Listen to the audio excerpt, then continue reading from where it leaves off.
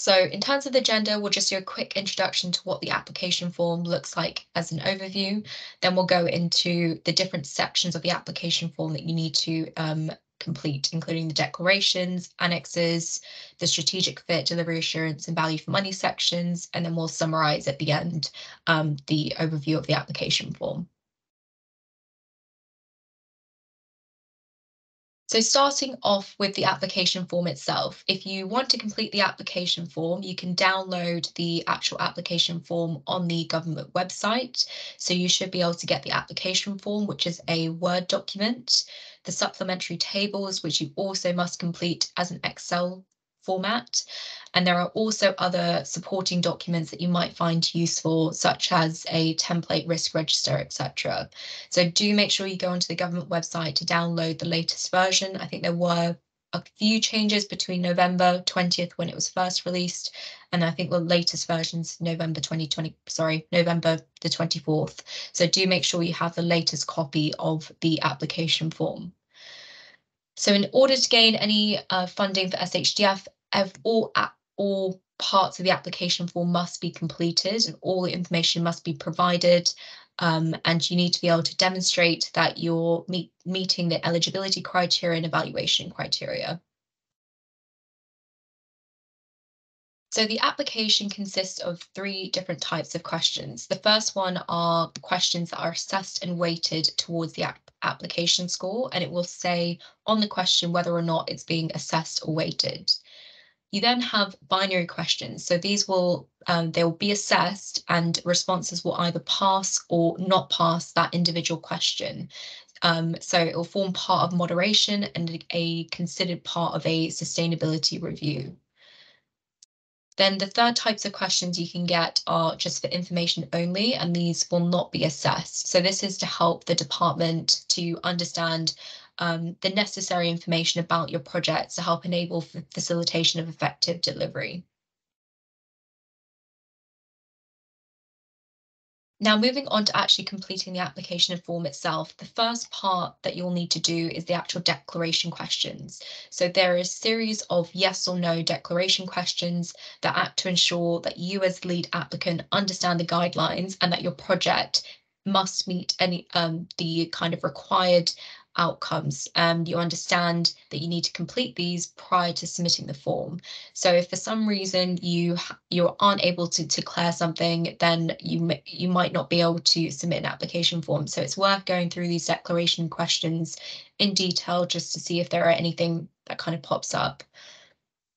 You've also got your application details. So this is just some basic information about who you are as a lead applicant, your housing stock, location, if you've received funding previously, and other contact details, so that if you do get awarded with the funding, they can know who to contact.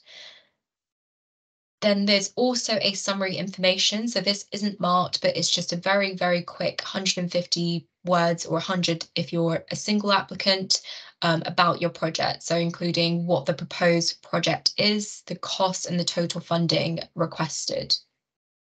So as well as the actual application form itself, you will also be asked to submit annexes. There are a series of annexes listed all the way from A to L, and they each have different lengths of or maximum lengths that you can submit. So if you're an individual applicant, for instance, you might only have a page, whereas if you're a consortia, you may have 3 pages. So do make sure that you check the length of the annexes that you can submit. And not all the annexes are mandatory. So for example, there is an Annex E, which is only applicable for applicants who have homes rated EPC F and G that are not going to achieve an EPC band C. So if you don't have properties that fit within that criteria, you won't need to submit an annex for that. So do make sure that you check which of the annexes are going to be mandatory depending on the project that you are submitting. Moving on, so in terms of the total or the high level view of what annexes you have, you've got annex, the different page counts. So Annex A is just one spreadsheet tab per applicant. Oh, sorry, this is the actual supplementary table. And then Annex B, which is related to your stock modeling. So again, for a single applicant, you've got 3 pages, whereas for a consortium, you have up to 5 pages. So these are the different kind of maximum lengths or page counts that you can submit. And then moving on to the main application form. So the application form itself, the Word document, is split into 3 different sections. So you've got the strategic fit section, which is weighted by 35%. You've got the delivery assurance section, which is also weighted for 35%. And then you have the value for money section, which is a 30% of the total application form. So as you can see there are quite a few questions within the strategic fit section, but they have shorter word counts. Whereas if you look at the delivery assurance section, there are a few questions there with 600 word counts or 800 if you're a consortia. So the weighting is very similar for those ones. And there are also a number of annexes that you have to complete, as well as supplementary tables that you have to complete alongside that question. And then for the value for money section, there's only 2 written questions that you have to answer, but still quite lengthy questions. So if we actually go on to what some of the questions look like, so for 2.1b, this is all about how you've identified the stock and made sure the data you have provided this is accurate. And alongside this question, you will need to submit an Annex B and complete Table 1. So that is mandatory for all applicants to submit. And these are assessed and weighted, and you can see the word limits there for the different applicant types that you are. So within this question, this is all about how you've chosen the properties and the actual data you have that you've used to baseline the kind of performance of those properties. So have you chosen the worst performing properties? Have you checked that they're going to be suitable against the SHDF requirements? How have you validated some of the data you're using and making sure it's accurate? What type of data have you used? Have you used lodged DPCs? Have you used modeled data? So actually describing what it is that you've used. Then you go on to 2.1c, which is all about the modeling methodology to identify the measures you're looking to install for those particular homes. So how have you determined what those measures are? Is it based on modeling results? And what kind of modeling have you done? So how have you set up the model? How have you used retrofit assessments, for instance? So have you used retrofit assessments to help validate some of the measures that you'll be installing? So actually detailing how you've chosen the measures for those particular properties in order for them to achieve the required outcome. And within this, you've got another annex that you'll need to submit, so Annex C, as well as completing Table 2 and 3. And again, these are assessed and weighted. Then in question 2.2, this is a question all about the estimated fuel bills. So how will you ensure that the bills will not increase as a result of the retrofit works relative to what they would have been otherwise? So based on the baseline energy performance data, you roughly knew what the estimated fuel bills were. Now that you've completed the retrofit works that you're looking to install, how have you made sure that the fuel bills are not going to increase? So this is all about kind of the high level objectives of SHDF to help reduce fuel poverty. So if there's anything that's going to risk fuel bills increasing, that might not look as favourable. So you will also have to submit an annex for this to show where that evidence has come from. Then the next question is to confirm that all EPC Band D or E homes in your bid are expected to reach at least an EPC Band C. So again, this is only really applicable for those, well, assessed but not weighted in this situation. So you just have to be able to demonstrate that they will be able to achieve the intended outcome of EPC Band C. And if for some reason they don't achieve an EPC Band C, so for example, you have F and G properties, and they will only reach a high EPC Band D, how have you justified why you won't be able to take it to that EPC band C? Is there a kind of a value for money argument that says actually we're having to throw the kitchen sink at it just to be able to get it to a C, and actually it's not worth it in terms of value for money? So actually demonstrating why it won't reach that EPC band C requirement. And that's only eligible if the properties have started at an F and G. If they've started at an EPC band D and they can't reach a C, we would not advise including those properties. Then the last question in there is only answer if you're including heating. So if you're looking to install low carbon heating options or solutions, you then have to provide a justification as to what that kind of low carbon heating alternative is, and that it has kind of already looked at the different heating options suitable for that property. So moving on to the next part of the strategic fit question. So this is around the cost caps. So based on the archetypes that you've chosen, are there any archetypes that are going to be claimed using the solid wall cost cap, so the highest cost cap available? And if you have, could you provide some reasons as to why you're using the solid cost cap? So for instance, it might be that, well, this is an old Victorian property. In order to retrofit it, we're going to have to do either EWI, IWI, whatever's going to be suitable for that particular home. So it's providing the justification based on the archetypes you've selected. And it may even include those that already have cavity wall, but have a very thin cavity wall, in which case you still need to claim the solid wall cost cap to be able to reach the certain heating demand or thermal performance that you need it to. The next question is around outlining the approach that you're taking with that particular stock. So outline how the approach proposed is appropriate to your stock that you have applied with.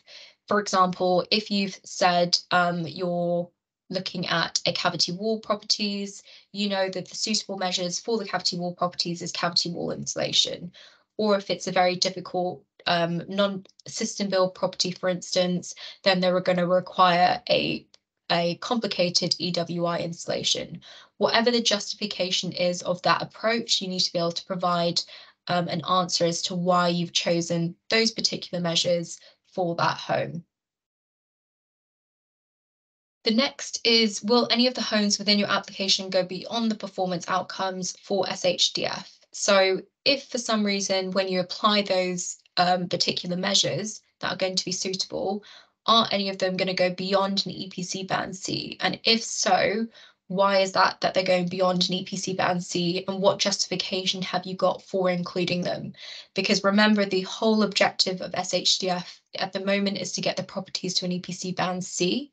So anything beyond an EPC band C that you're installing really should be co-funded yourselves, as opposed to getting the department to pay for it, unless for some reason it takes it over the edge. So for example, you're already at quite a high EPC band D, and then the moment that you install EWI, actually it goes beyond a D and it actually gets it to a B, for instance. And it's that justification as to why the EWI that you've installed was the most suitable measure. So is it because it's that fabric first approach, no regrets approach? So it's coming up with those kinds of justifications. The next question is, please confirm that you'll only use the funding to a maximum of 50% of the eligible. So yeah, this is all about the heating demand calculation. So if you, based on kind of the one above, making sure that you've justified that the measures that you've chosen is suitable for the fabric first, no regrets approach. Next one is, does your application contain any social homes starting at EPC band C or above? So have you got any infill properties? For example, you might have a block of flats where a few of the flats are actually in EPC band C, but the majority of it are actually in EPC band D. So if you are including those infill properties, you have to provide justification as to why you needed to. So for instance, you wouldn't have been able to install EWI onto the block of flats without having addressed those EPC band C properties. So moving on to the next set of questions in strategic fit. as you can see, there are quite a lot of questions in the strategic fit, but this is all about making sure that the properties you're putting forward are going to be suitable for this particular funding stream. So the next one is, does your application contain any non-social homes? So very similar to those that may be EPC Band C. Have you got any leaseholder properties that might have to be included because they are situated within those block of flats? And then if you are, then it has to be able to include justifications for doing so. So if you are looking to include non-social homes, you also need to explain what low income eligibility criteria is going to be used to determine the proportion of funding that homes are eligible for.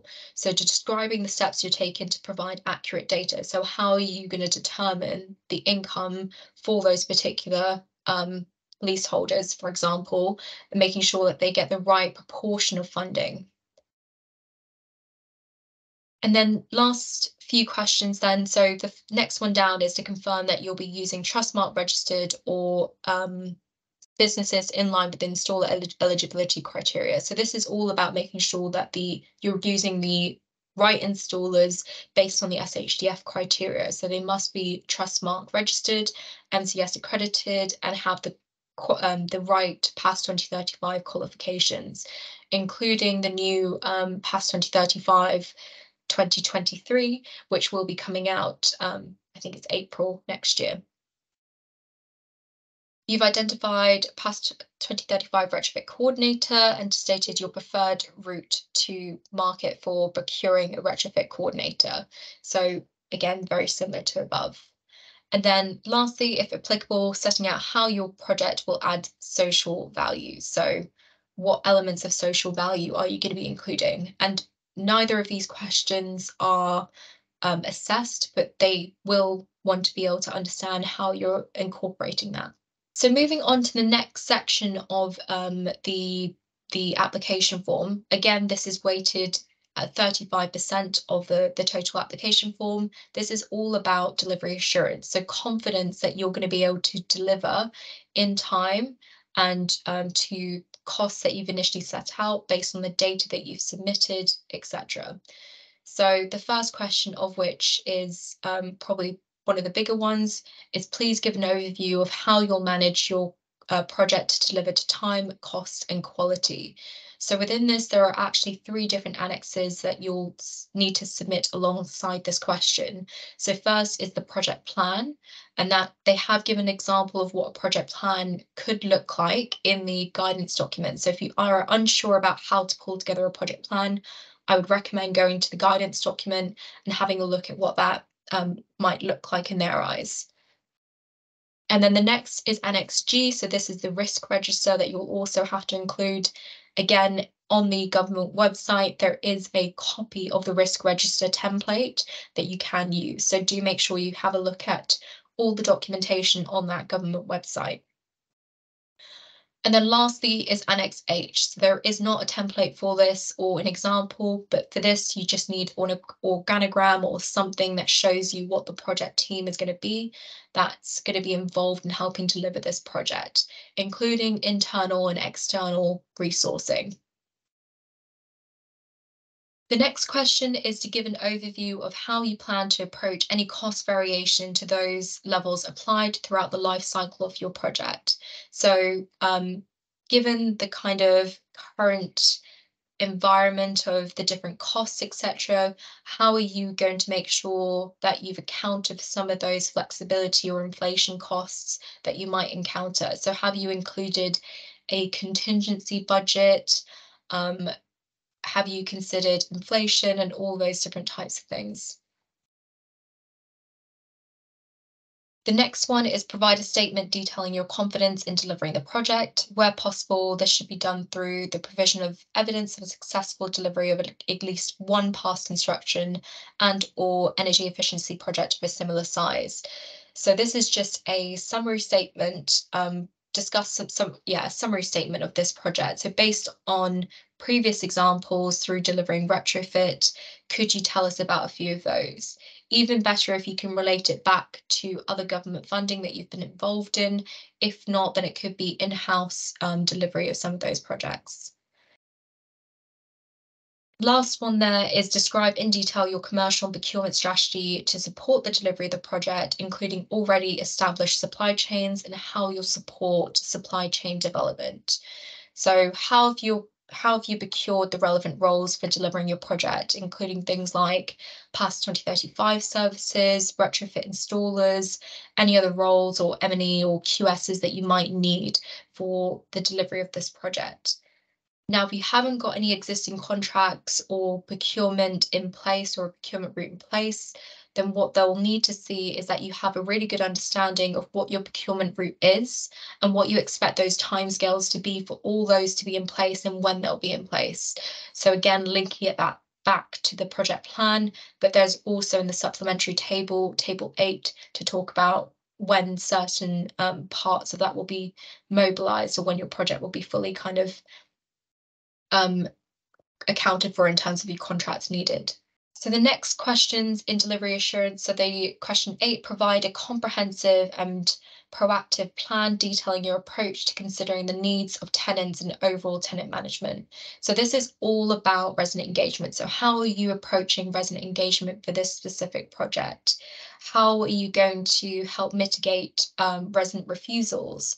Or how have you made it very specific for this project? So for instance, if your project's going to include air source heat pumps, what kind of resident engagement are you going to do to be able to ensure that the residents know about what new technology is going to be installed into their property, how to use it, and how they can maintain it, all of that kind of stuff. Next one is provide baseline estimates for total volume of properties per month against milestones. This is completing table 9 in the actual supplementary table. Similar with the one below, so providing a baseline estimate for how much money, including co-funding, will be spent per milestone. Again, this needs to be completed on the supplementary table. And that 3.10 question, we need to make sure that it accounts for the kind of split of the grant funding of the first year has to be spent, the first year the government funding has to be spent by 100%, of which the rest then has to be co-funded. So do make sure that you've accounted for that as well. Will a partial upfront payment at the start of the delivery window be needed to quickly mobilize the project and ensure delivery on time? So if you think you're going to need an upfront payment, you have to be able to demonstrate, or you have to be able to put down why that might be that you need that upfront payment. And then the last couple of questions are for consortium applicants. So it's all about what is the strategic purpose of your consortium and what are you aiming to achieve as a consortium?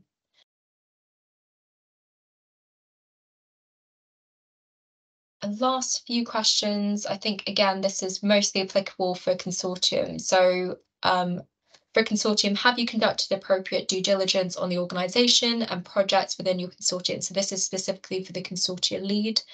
And then how do you plan to manage the delivery of the project across the consortium member? So what kind of model do you have in place to update and information about how they're performing or collecting that information? And then one of the questions, so to effectively manage public spend, DESNZ will commission an independent evaluation of SHDF Wave 2.2. Do you have any plans to evaluate the progress and impact of your project independent of, in addition to DESNZ commission evaluation? So again, this is only an information question, so it will not be assessed or marked. So that's the delivery assurance section. So quite a few annexes to complete in that previous section, and also quite a few lengthy questions that you might have to answer, as well as the supplementary tables, hence why 35% for that one and 35% for the strategic fit. So moving on to the value for money question, there are only 2 written questions, and then the rest is based on the annexes and the tables that you have to submit. So the first one is DESNZ will carry out a value for money assessment based on the mixed measures proposed, which will be scored. So this is just the table that you have to complete within the supplementary tables. And the last 2 questions are actual questions that you have to be written up. So not only do you have to complete tables 11, 12, 13, and 14, but you also need to have a cost breakdown of the project and fully justify the cost breakdown provided below. So this can include why have you included certain cost areas as capital costs, or why have you included certain areas as A&A costs? What kind of additional A&A costs have you included and why is that important? So for instance, if you have scaffolding costs, what are the reasons? Is it because you have a high-rise block of flats? Or if you've accounted for additional boroscoping to check the cavity wall properties or whatever it might be, providing those justifications for some of those costs being included, as well as where you've got those costs from.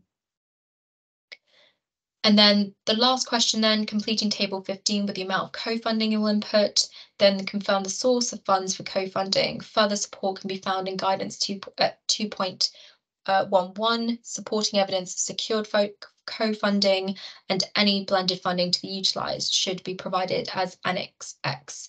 So this again is all about making sure you have the right co-funding in place and making sure you've got the right sign-offs internally and have evidence that this has been approved internally, that you have that co-funding available.